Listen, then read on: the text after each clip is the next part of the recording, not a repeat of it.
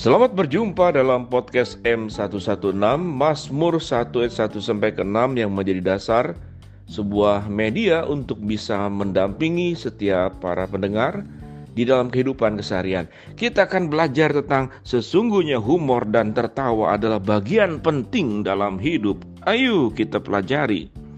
Betapa berharganya humor. Ia lebih dari sekedar tawa atau lelucon. Ia merupakan kata sederhana yang memiliki dampak luar biasa bagi kesehatan mental, kebahagiaan dan kualitas hidup manusia. Tertawa ringan, senyuman simpul, atau bahkan tertawa terbahak, sekalipun semuanya memberikan sentuhan ajaib yang bisa mengubah hari paling suram menjadi lebih cerah. Ketawa sebagai anti stres. Kata pepatah, ketawa itu obat. Bagaimana mungkin? Kala berada dalam situasi yang menekan, rasa stres seringkali menyelinap. Mulai dari beban tugas yang menumpuk, hubungan asrama yang rumit, sampai kekhawatiran tentang masa depan. Bila dibiarkan, stres itu akan menjadi produktivitasnya anjlok dan kesehatan jadi terganggu. Nah, disinilah humor berperan. Tak perlu mengira-ngira, penelitian sudah membuktikan bahwa humor bisa meredakan stres.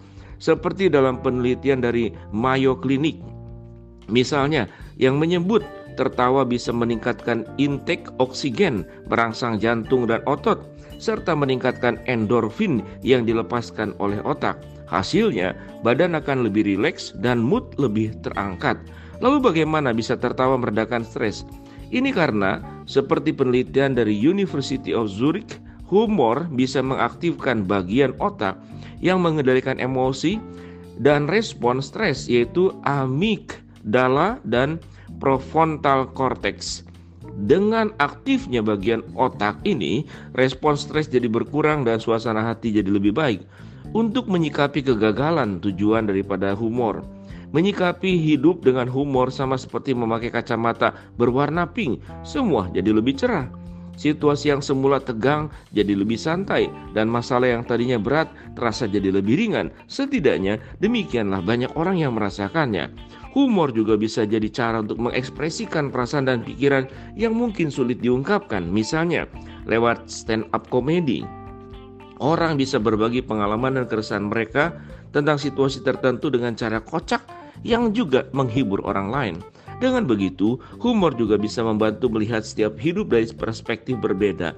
Saat gagal dalam satu hal, humor memandangnya sebagai suatu pengalaman belajar yang lucu, sekaligus berharga. Humor juga dan kesehatan mental. Bicara soal kesehatan mental, humor ternyata punya peran penting. Penelitian American Psychological Association menemukan bahwa humor bisa membantu memperbaiki mood, mengurangi kecemasan dan meningkatkan rasa bahagia dan kepuasan terhadap hidup. Lalu bagaimana cara kerja humor dalam meningkatkan kesehatan mental? Ini berhubungan dengan efek fisik dan tertawa yang telah dijelaskan sebelumnya. Tertawa bisa meningkatkan kadar endorfin yang dikenal sebagai hormon bahagia dalam tubuh. Hormon inilah yang membuat manusia jadi lebih rileks karenanya dan merasa lebih baik secara mental. Humor dalam interaksi sosial. Humor juga berperan penting dalam interaksi sosial. Dalam sekumpulan orang yang marah, yang kemungkinan besar terjadi adalah kerusuhan. Sementara jika tertawa, mereka justru menularkan kebahagiaan terhadap orang lain. Interaksi sosial yang positif dan menyenangkan bisa menjadi obat yang mujarab untuk stres. Tekanan hidup jadi lebih berkurang sekalipun hanya sesaat. Setidaknya manusia jadi tahu bahwa dalam sebuah kepahitan hidup masih ada tawa yang bisa dirasakan. Humor memang menjadi alat komunikasi yang efektif. Ia adalah alat efektif untuk membantu manusia menjalin relasi yang baik dan sehat dengan orang lain. Manfaat humor bagi produktivitas kerja. Stres karena tuntutan pekerjaan, humor jelas menjadi antidotnya. Menurut studi dari American Journal of Play, humor khususnya di tempat kerja justru dapat meningkatkan produktivitas dan kreativitas. Tertawa bersama rekan kerja bisa melahirkan suasana kerja yang lebih santai dan bahagia. Humor adalah pemecah ketegangan dalam sebuah rapat yang intens. Orang-orang jadi tertawa terbahak-bahak, suasana menjadi lebih rileks, dan akhirnya semangat kerja pun bertambah dan terbangun. Jangan anggap remeh humor di lingkungan kerja, tapi ingat, hindari humor ofensif, apalagi seksis. Tidak semua orang bisa mencerna humor-humor mirip dan gelap. Humor dan kepercayaan diri. Humor dan kepercayaan diri itu saling terkait loh, nggak percaya? University of New Hampshire dalam penelitiannya menemukan humor dapat membangun kepercayaan diri dan membuat individu lebih mampu menghadapi tekanan. Dengan selalu melihat sisi humor dari hidup, kita jadi lebih optimis dan percaya diri dalam menghadapi tantangan. Bukannya menghindar, humor justru membuat kita mampu merespon setiap masalah dengan lebih positif. Dengan begitu, bukan hanya stres yang berkurang, tapi juga lebih percaya diri untuk mencoba lagi. Kepercayaan diri dan humor meski terdengar berbeda, ternyata bisa berjalan beriringan. Dengan humor, kita tidak hanya membuat hidup menjadi lebih ringan, tetapi juga membangun kepercayaan diri yang kuat. Humor sebagai bagian dari budaya populer anak muda. Budaya populer anak muda zaman sekarang tidak terlepas dari humor. Mulai dari meme di media sosial hingga acara stand up komedi, kesemuanya itu menjadi salah satu alat komunikasi anak muda zaman now. Namun, tak sebatas itu, humor yang baik juga bisa menjadi kritik sosial yang ampuh. Hebatnya lagi, penyampaian kritik dengan humor cenderung lebih dapat menjangkau masyarakat luas karena ia mengandung tawa.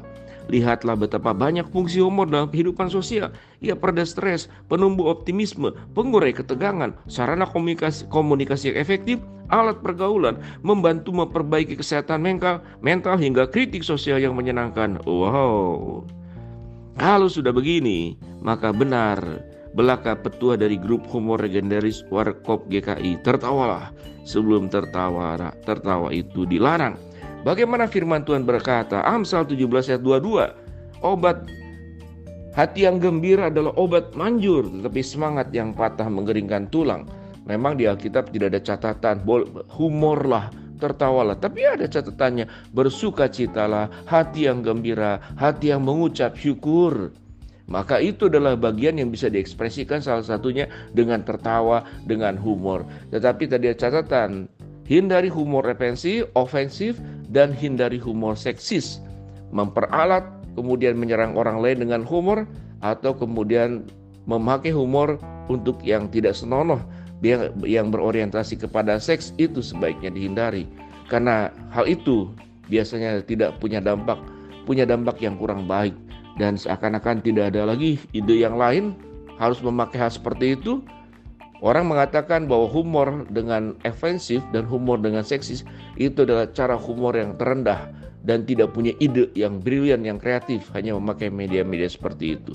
Mari kita tetap bersukacita seperti firman Tuhan, tetap punya hati yang gembira sebagai obat yang manjur, tetapi semangat patah itu bisa menggeringkan tulang. Amsal 17 ayat 22.